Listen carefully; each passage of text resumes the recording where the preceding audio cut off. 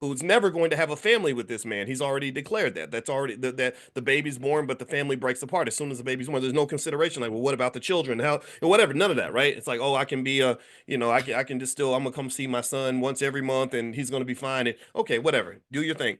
But here's the thing: the reason that got to me is because I think that what's happened is that because we've allowed people to use their wealth and their money to bastardize the image of the black man in such a terrible way that people look up to rappers more than they look up to scholars, it makes Tom Holland look like a wonderful guy, right? And when Tom Holland, who doesn't have all these crazy cultural influences, says, "Oh my God, I am next to this wonderful, statuesque, extremely talented African queen.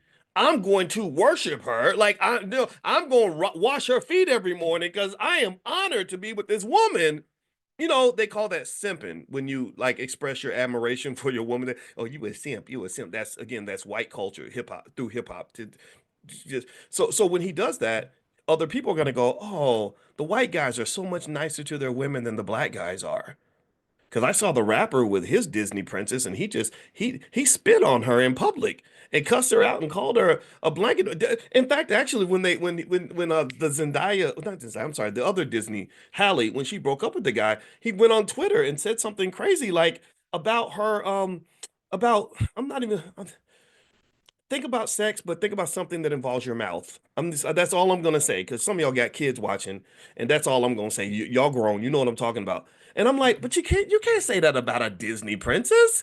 Come on, man, don't do that, man. Like she was in a Disney movie, bro. We don't want to. That don't even make sense, So my point is to say that when you talk about culture, and it's not entirely true. It's not everybody, right? There are some rappers that have families and and completely have walked away from the culture. But what I'm saying to you is that there's just this awkward bastardization that takes place where Zendaya, who's hanging out with Tom Holland, looks like she made this superior choice to the other Disney princess who now has a baby daddy, right? Or when the rapper Eve goes over to London. Has anybody ever seen the pictures of Eve with her white family? It's really fascinating. Like they look like something out of like they look like a British aristocrats. It was like her with a big long. It was one of those big long tables like the King Henry VIII would have, and it was nothing but like 25 white people at the table and then her, right? And it looked kind of weird, but she looked real happy. She had this big gigantic house and they're probably on like 1,000 acres of land and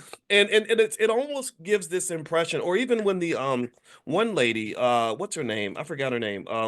Meghan Markle married Prince Harry. I saw a lot of people really fantasizing about that wedding. Like they were really excited about this royal British wedding. And what I really think is fascinating, what made me kind of salty a little bit, I'm not gonna lie, is that I know millions of black men, or not millions, but I know a lot. I know a lot of black men who love women that much, who honor women at that same level, who some of whom may not be able to give you the royal British wedding, but they will treat you well. They will honor you. They'll be honored to be with you. And I think that it's fundamentally unfair that these guys get overshadowed by the rappers. That's what I'm saying. That's what I'm getting at. And that actually made me, and I thought about that when I thought about even the Mike Epps video where he talked about how there's something about this promotion of degeneracy that can occur in the community that fundamentally undermines the community, not just in terms of wealth, but in all the things that allow you to even have a chance to build wealth. It's really hard to build wealth when you own crack. It's really hard to build wealth when your mama is running the streets. It's really hard to build wealth when your daddy is in prison. It's really hard to build wealth if your family is in complete chaos and in the middle of trauma.